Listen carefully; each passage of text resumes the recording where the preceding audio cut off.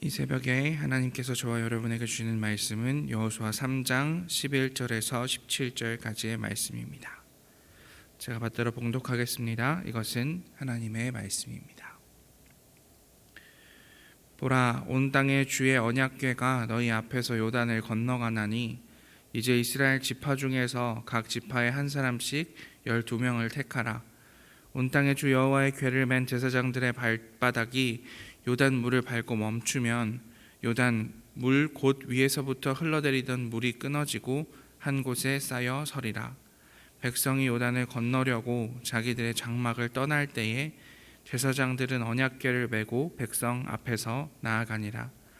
요단이 곡식 거두는 시기에는 항상 언덕에 넘치더라. 궤를 맨 자들이 요단에 이르며 궤를 맨 제사장들의 발이 물가에 잠기자 곧 위에서부터 흘러내리던 물이 그쳐서 사르단에 가까운 매우 멀리 있는 아담 성읍 변두리에서 일어나 한 곳에 쌓이고 아라바의 바다 여메로 향하여 흘러가는 물은 온전히 끊어지매 백성이 여리고 앞으로 바로 건널세. 여호와의 언약궤를 맨 제사장들은 요단 가운데 마른 땅에 굳게 섰고 그 모든 백성이 요단 강을 건너가기까지 모든 이스라엘은 그 마른 땅으로 건너갔더라. 아멘. 오늘 여호수아 3장 11절에서 17절까지의 말씀을 가지고 요단을 건너기를 마칠 때까지 라는 제목으로 하나님 말씀 나누도록 하겠습니다. 이스라엘 백성은 이제 하나님께서 자신들에게 주셨다라고 믿고 있는 가나안 땅으로 들어가서 그곳을 자신의 땅으로 만들기를 시작합니다. 그러기 위해서 가장 먼저 정복해야 했던 곳이 바로 여리고입니다. 여리고는 잘 정비된 도시였고 이스라엘 사람들이 정복하기에는 참 어려운 난공불락의 요새 같은 곳이었습니다. 그래서 그들에게는 고민이 많았지요. 하나님께서 도우심만을 바라면서 나아가고 있었습니다. 그런데 하나님께서 그들에게 말씀하십니다. 너희에게 새 길을 가게 하겠다. 이제까지와는 다른 길을 가게 하겠다. 그 길만이 이 전력의 격차를 줄일 수 있는 것이고 하나님을 의지하는 것, 다른 이들은 해보지 않았던 방법만이 새로운 방법을 만들어내는 것이다 라고 말씀해 주십니다. 그런데 여리고 앞에 서기 위해서 여리고 앞에 서기도 전에 문제가 하나 나타납니다. 그것은 바로 요단강을 건너는 것이었습니다. 이스라엘 백성들은 성서학자들이 적게는 15,000명, 많게는 60만 명 정도의 사람들이 함께 애굽에서 탈출했을 것이라고 이야기합니다. 그리고 그 사람들이 광야에서 지냈지만 그들의 숫자가 크게 변하지 않았다라고 성경은 이야기합니다. 그러니 그 많은 숫자의 사람들이 한 번에 강을 건넌다라는 건 엄청나게 커다란 문제였습니다. 그런데 문제는 단순히 강이 있다는 것뿐만이 아니었습니다. 언제 그 강 앞에 서 있느냐도 그들에게 문제였습니다. 3장 15절 말씀 함께 읽어보겠습니다. 요단이 곡식 거두는 시기에는 항상 언덕에 넘치더라. 궤를 맨 자들이 요단에 이르며 궤를 맨 제사장들의 발이 물가에 잠기자. 아멘. 이때가 요단이 곡식 거두는 시기에는 항상 언덕에 넘치더라. 곡식 거두는 시기, 추수하는 시기였다라고 말합니다. 그리고 이 추수하는 시기에는 요단이 항상 언덕에 넘치더라. 가장 수위가 높을 때였다라고 성경은 이야기하고 있습니다. 한두 사람이 나룻배를 타고 건널 수는 있어도 수많은 이스라엘 백성이 집단으로 강을 건널 수는 없는 시기, 그 시기가 바로 곡식 거두는 시기, 추수기였습니다. 사람들에게는 어떤 마음이 들었을까요?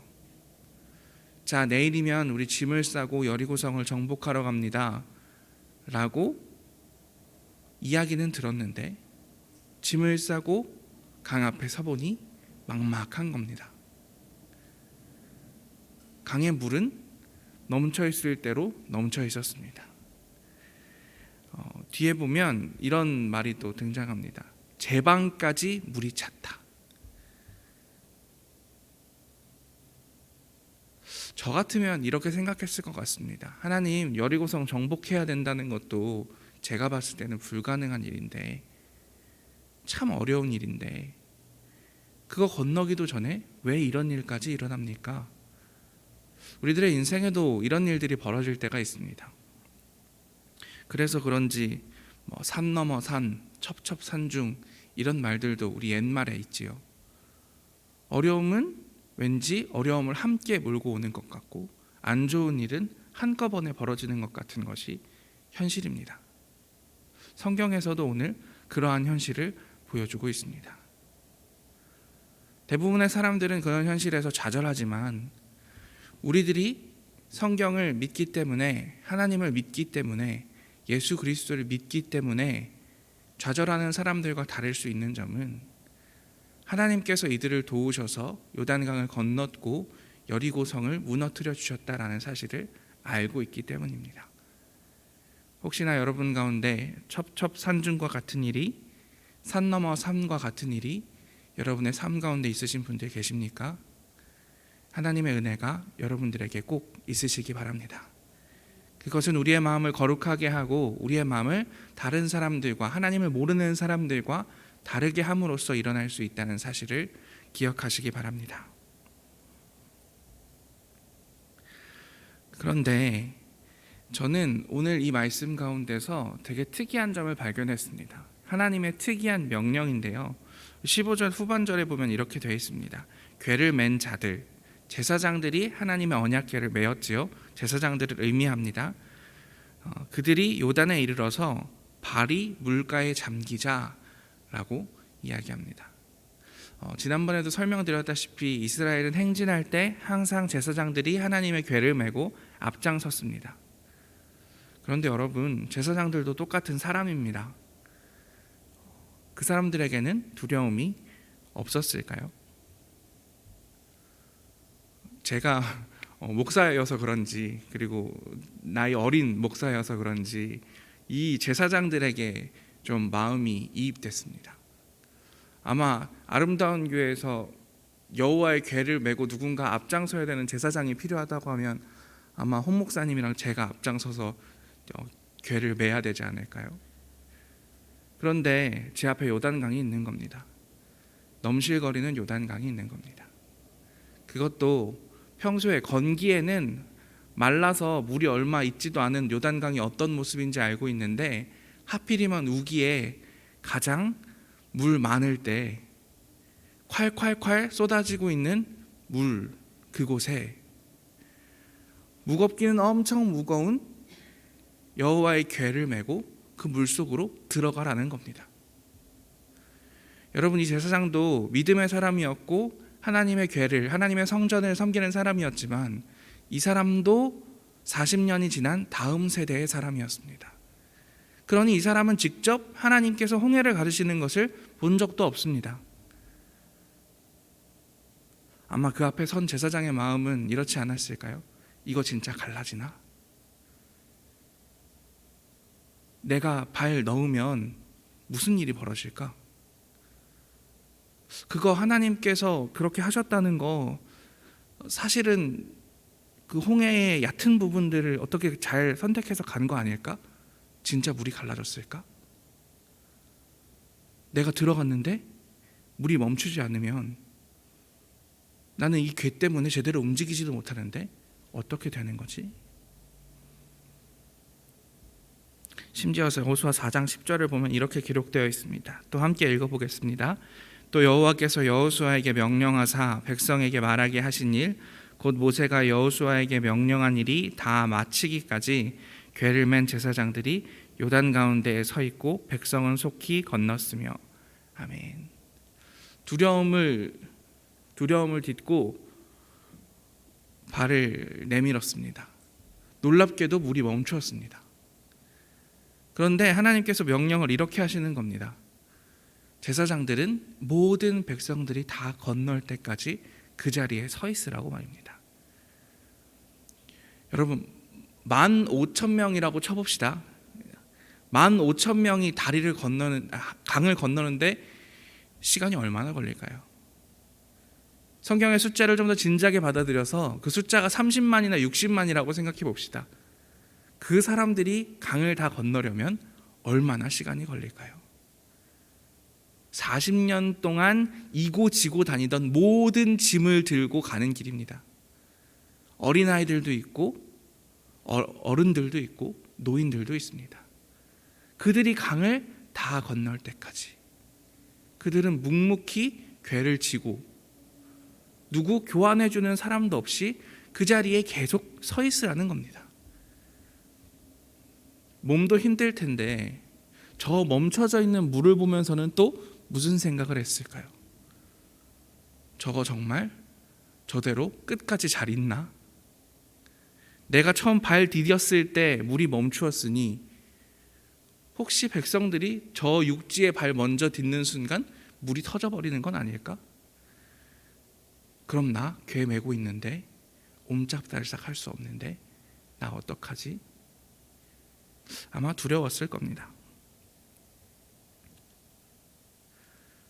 현실적으로는 두려움을 극복한 이들에게 주어지는 것은 보상입니다.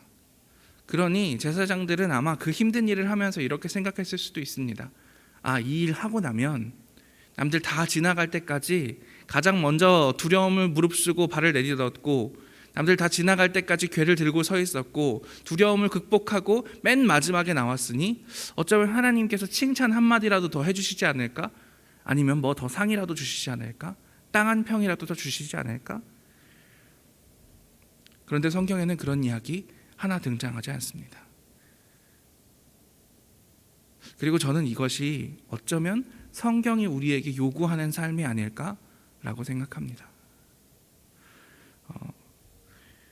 때때로 저는 이런 이야기를 많이 듣습니다. 특히 아름다운 교회에서 사역하다 보니 이런 얘기를 많이 듣는 것 같습니다. 교회는 왜 그렇게 효율적이지 않은 곳에 돈을 쓰나요? 그런데 그런 분들에게 오늘 이야기가 느끼는 바가 있을 것이라고 생각합니다. 교회는 원래 효율적인 곳이 아니라고 말입니다. 교회가 효율적인 곳이라면, 자본의 논리를 따라가는 곳이라면 두려움을 극복하는 이들에게 주어지는 보상이 이 제사장들에게도 주어져야 했겠지요. 그것이 마땅한 일 아닙니까? 그러나 성경은 계속해서 이야기합니다. 처음 된 자가 나중된다고 말입니다. 9시에 포도원에 간 사람이나 오후 3시에 포도원에 간 사람이나 똑같은 보상이 주어진다고 성경은 이야기합니다. 그리고 그것이 은혜라고 우리에게 이야기하고 있습니다. 우리는 예수의 삶을 따라가는 사람들입니다. 예수 그리스도의 십자가를 따라가는 사람들입니다. 그런데 우리는 세상을 자꾸만 효율성의 문법으로 생각할 때가 참 많은 것 같습니다. 그런데 본디 교회는 그런 곳이 아니라는 겁니다. 성경이 우리에게 이야기해 주는 것은 여러분이 살아갈 때에 효율성의 문법이 참 중요하지요. 하지만 교회는 그렇지 않습니다. 하지만 예수는 그렇게 살지 않았습니다. 하지만 하나님이 우리에게 요구하시는 것은 그런 것이 아닙니다 라고 이야기해 주고 있다는 것입니다. 교회는 효율적이지 않은 것을 하는 곳입니다. 그래서 사람들에게 이야기하는 겁니다. 가장 약한 사람이 요단을 다 건널 때까지 먼저 하십시오. 저희는 어려움 한가운데 서서 그곳을 마른 땅으로 굳게 서 있을 테니 힘든 사람들, 어려운 사람들 먼저 지나가십시오. 이렇게 교회 바깥에 있는 어려운 이들에게 이야기해 줄 수 있는 그곳이 교회여야 하지 않을까라고 생각해 봅니다. 저는 우리 교회가 예수의 문법으로 행동하는 아름다운 교회였으면 좋겠습니다. 오늘 요단강을 건널 때 두려움을 딛고 가장 먼저 발 내딛었던 제사장들처럼 어려움을 겪고 있는 이들이 있을 때 누구보다 앞장서서 그곳으로 달려갔으면 좋겠습니다. 그뿐만이 아니라 그곳에서 가장 약하고 어려운 사람들이 다 지나가기까지 먼저 가시라고, 저희는 버틸 수 있다고, 여기 있겠다고 이야기해 줄 수 있는 교회였으면 좋겠습니다. 그래서 그들이 다 지나고 난 뒤에 하나님께 영광 돌릴 때 뒷자리에 앉아서 기쁜 일 일어났다. 하지만 빛 하나 보지 아니하고 영광 하나 보지 아니하고 그저 하나님께서 나중에 칭찬해 주시겠지라는 그 생각 하나로 이 땅을 섬기면서 살아가는 우리들이었으면 좋겠고, 그 우리들로 이루어진 아름다운 교회였으면 좋겠습니다. 요단을 건너기를 마칠 때까지 굳게 서서 오늘의 삶을 살아가시는 여러분 다 되시기를 기도하겠습니다. 함께 기도합니다. 하나님, 오늘 요단을 건너는 이스라엘 백성들, 그 맨 앞에 서서 두려움을 딛고 가장 먼저 발 내밀었던 제사장들, 가장 약하고 어려운 이들이 요단을 건너기를 마칠 때까지 그 마른 땅에 서서 먼저 가시라 이야기했던 그 제사장들의 모습이 오늘 우리의 삶이기를 원합니다. 우리 교회의 삶이길 원합니다. 하나님, 저희들 가운데 역사하여 주시옵소서. 그럴 때에 우리 가운데 놓여진 첩첩산중과 같은 일들, 산 넘어 산 같은 일들, 하나님께서 함께하여 주실 줄 믿습니다. 우리들에게 견딜 힘, 견딜 맷집을 주시고 하나님을 의지할 수 있는 믿음 주시고, 그리하여 해서 포기하지 않고 나아갈 수 있도록 인도하여 주시옵소서. 모든 말씀 예수님 이름으로 기도합니다. 아멘.